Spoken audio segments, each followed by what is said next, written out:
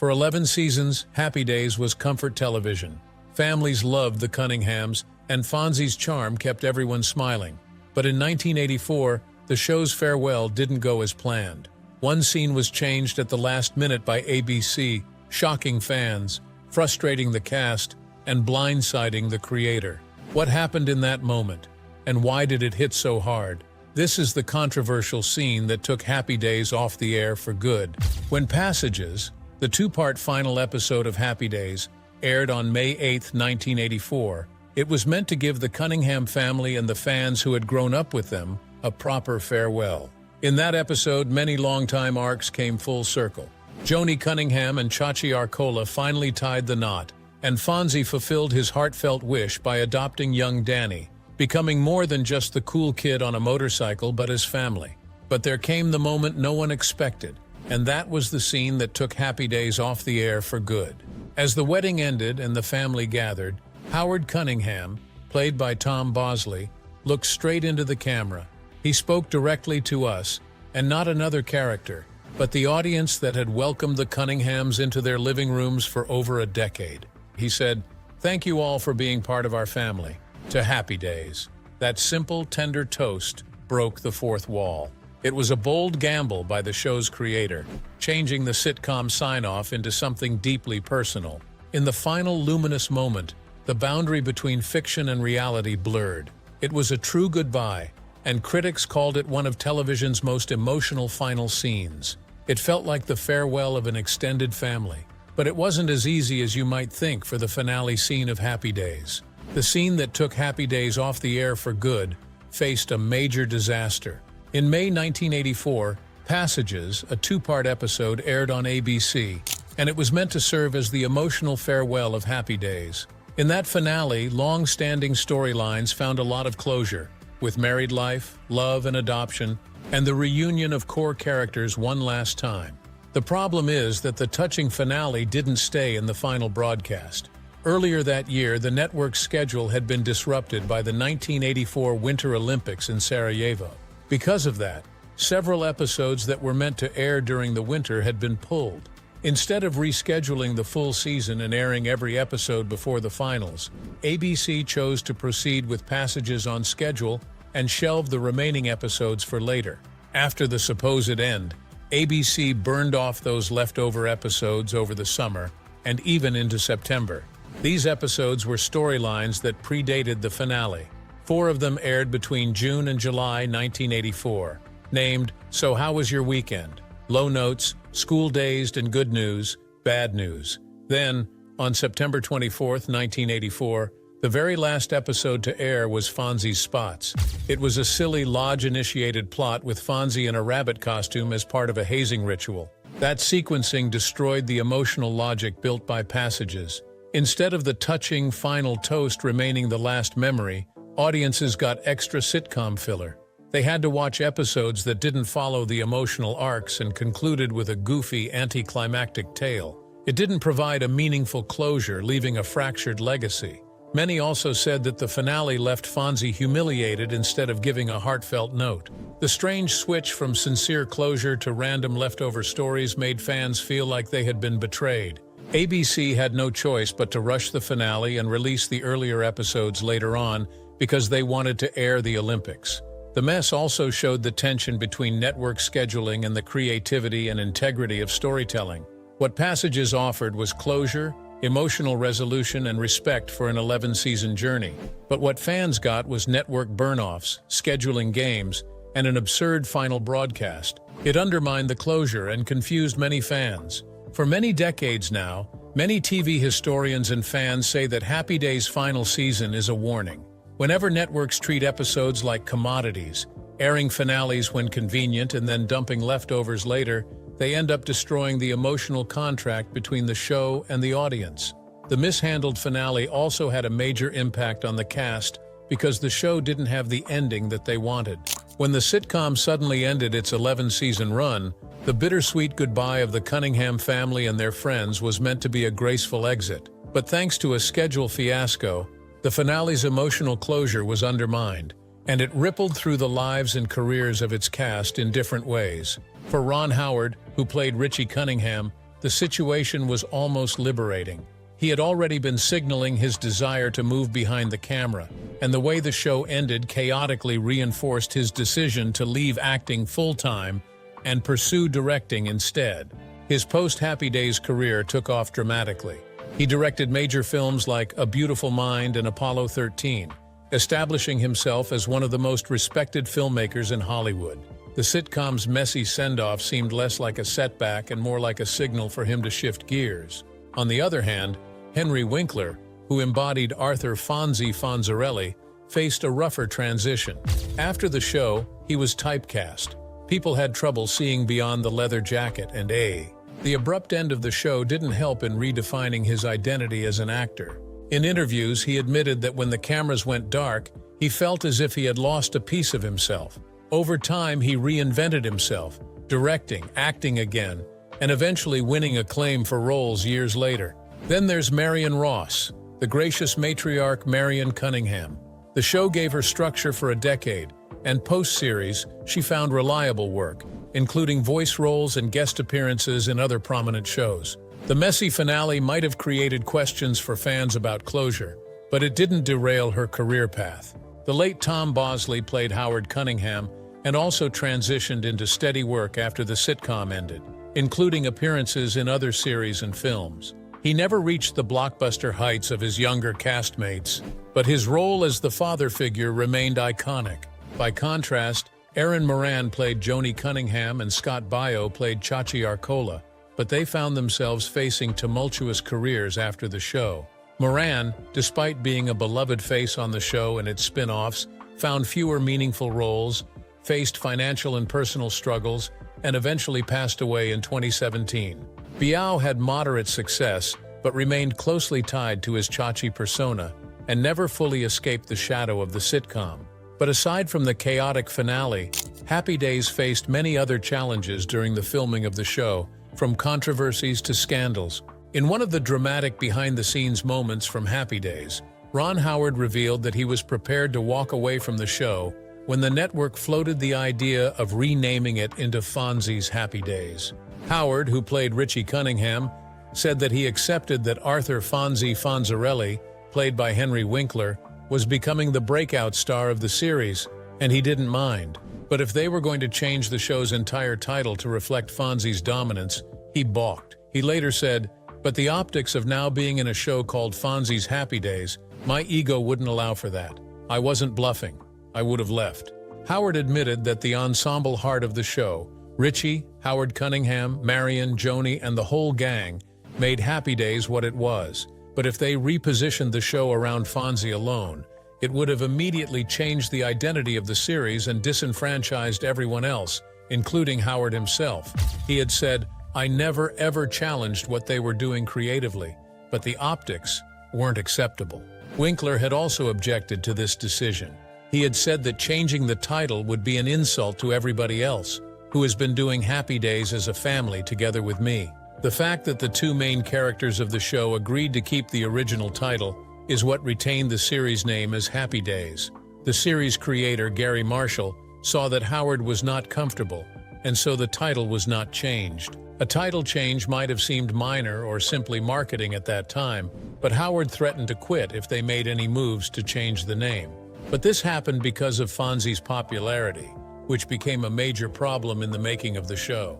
Henry Winkler's journey as Fonzie is a paradox because he became so famous for this role that it ended up closing the door to future roles. When he stepped into the role of the Fonz in 1974, the part was almost an afterthought. He initially had only 6 lines in the plot, but those handful of lines rapidly grew into an icon. With his slick-back hair, leather jacket, snap of the fingers, and thumbs-up he became the shorthand for cool. The rise was meteoric. Winkler says that once, on a date after 3 seasons of the show, the audience in the theater turned and greeted him. This was a surreal moment for someone who had only started out trying to make rent. Behind the scenes, Winkler was facing some challenges while working with his co-stars. Ron Howard was originally positioned as the show's lead and was hurt by how much attention Fonzie was getting. Winkler said that Ron once told him, "I have to admit it hurts my feelings," because Richie was supposed to be the star of the show. Other cast members felt weird about this popularity rise, Marion Ross said that even if Winkler never acted like he thought he was better than anyone else, the fact that every damn day it's the Fonz this and the Fonz that made Ron come into her dressing room dejected. She said other cast members started to feel like supporting players instead of equal stars. When the network discussed rebranding to Fonzie's Happy Days, that added a lot of fuel to the fire and upset Howard. Winkler said that he made a point of staying humble and respectful in front of his castmates so they won't feel like he was proud because of his fame. He was conscious to never be less than respectful to Howard and didn't want to flaunt his fame. While all of these were happening, Winkler was feeling a lot of emotional challenges. In interviews, Winkler has admitted that despite the outward success, he felt inadequate, embarrassed, and bound by performance anxieties. His dyslexia was affecting his life in different ways, and script readings terrified him, causing him to make mistakes in front of others. The series ended in 1984, and the curtains closed on the show and his identity as Fonzie, which had been so ingrained that casting directors struggled to see Winkler in anything else. He said that after Happy Days he was not hireable. That caused him to focus more on directing, producing, and creating children's books. But he finally got a chance to act again with the role of Gene Cousineau on Barry, which earned him a Primetime Emmy in 2018. Aside from the behind-the-scenes tensions between the cast members and the chaotic ending, there was another strange part of the movie that became a warning sign for others. The curious case of Chuck Cunningham from Happy Days has become one of television's most enduring quirks. Initially introduced as the eldest Cunningham sibling, brother to Richie and Joni, Chuck appeared in early episodes as the guy with a basketball always in hand, but he was more like a background character than someone important to the family's story. But after a handful of appearances in seasons 1 and 2, portrayed first by Gavin O'Herlihy and then briefly by Randolph Roberts, Chuck simply vanished. There was no dramatic exit or thoughtful send-off, and in the later seasons, they never talked about the eldest son ever returning. He was simply gone, and the family adjusted, as if he always had only 2 children. The fascinating part is how the removal was handled. Behind the scenes, creator Gary Marshall realized that Fonzie was becoming more popular, and that was changing the show's dynamic. Chuck's role shrank while Fonzie's grew, and eventually, the decision was made to quietly let Chuck fade and disappear. Apparently, Marshall said that they wanted to see how much mail they would get if Chuck just disappeared and got almost none. The erasure created the term Chuck Cunningham syndrome, used when any TV character disappears without explanation, and their absence becomes part of show lore. After the scene that took Happy Days off the air for good, the production team tried to make new sequels and spin-offs, but they never actually worked out. One of the most glaring miscalculations came with its spin-off, Joni Loves Chachi. The original show had built its charm on the warmth and ensemble dynamic of the Cunningham family and the iconic presence of the Fonz. But when producers decided to invest heavily in Joni and Chachi's pursuit of a music career storyline, relocating them to Chicago and centering on rock gigs, bands, and singing performances, it didn't work out. The problem wasn't that the characters were changed, because Joni and Chachi had their own arc on Happy Days, but it was the context and tone that made it different. Fans were expecting Milwaukee nostalgia, family dinners, and wise dad moments at Arnold's Drive-In, but what they got was musical performances and romance plots. Many said that the show was out of sync, the humor was falling flat, and the storyline felt forced. Even more jarring was that Joni and Chachi were asked to carry a show with demands they couldn't handle, like music and performances, instead of just acting. Many fans didn't enjoy it, and said that it lacked the vibe of Happy Days itself. Others even said that the singers couldn't sing a note. The spin-off only lasted about 17 episodes before it was canceled. But this wasn't all. There were other spin-offs and sequels that flopped or faded.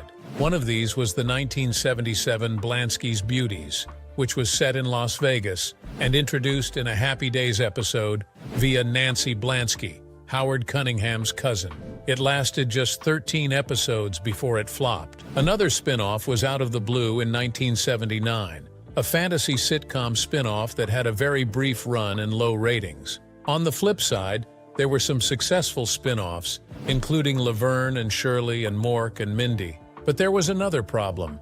As years after the show had ended, there was a major lawsuit between the cast members and the production because of the sales of merchandise. When a show becomes a cultural fixture, the characters live on in more than reruns. They live on lunchboxes, t-shirts, slot machines, magnets, and DVD covers. That's exactly what happened with Happy Days.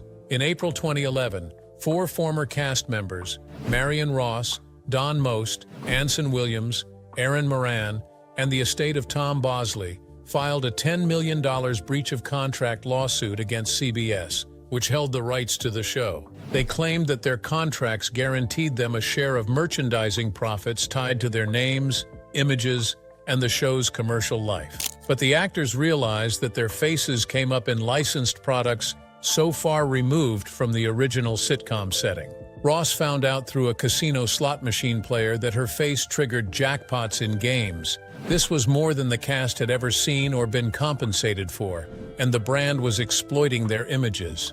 Their contracts had reimbursed them 5% of net merchandising proceeds if their solo image was used, and 2.5% if as part of a group. Meanwhile, CBS said that they owed each actor around $8,500 to $9,000, based largely on slot machine revenue. The suit went through several legal twists.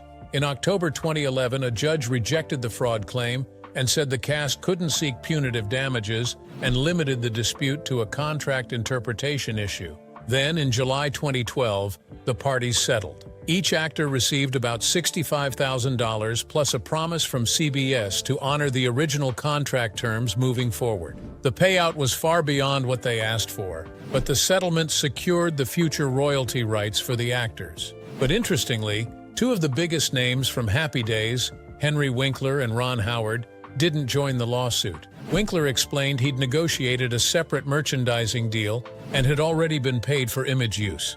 He opted out to avoid complicating things for his former co-stars. Although the scene that took Happy Days off the air for good was a dramatic choice, many decades after, the production decided to redeem themselves by releasing new episodes for the 50th anniversary.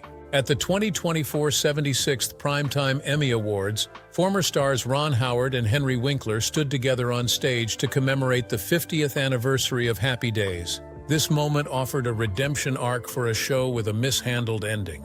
As the pair walked onto a newly recreated set of Arnold's Drive-In, complete with red booths, the classic jukebox, wall decals of sports pennants, and enough mid-50s nostalgia decor to make longtime viewers smile, Howard paused, looked around and said, "This is fantastic." Then Winkler responded saying, "Feels like home." Then came the playful moment that brought the past into the present. Howard teased that there was no theme song introduction, and Winkler, after joking he was out of practice, pressed the jukebox lever. Instantly, the old Happy Days theme began to play. The crowd cheered, and the memory of the shoe flooded back. For fans that were disappointed by how the series finale had been handled, this was more like a moment of closure. The image of Richie Cunningham and the Fonz reunited one last time in front of their homie set felt like the finale the show deserved. When Happy Days ended, it did so in a strange and confusing way for fans. Did you like the ending of Happy Days, or would you have preferred something else? Let us know your thoughts in the comments. So, thanks for watching this video, and we will see you in the next one.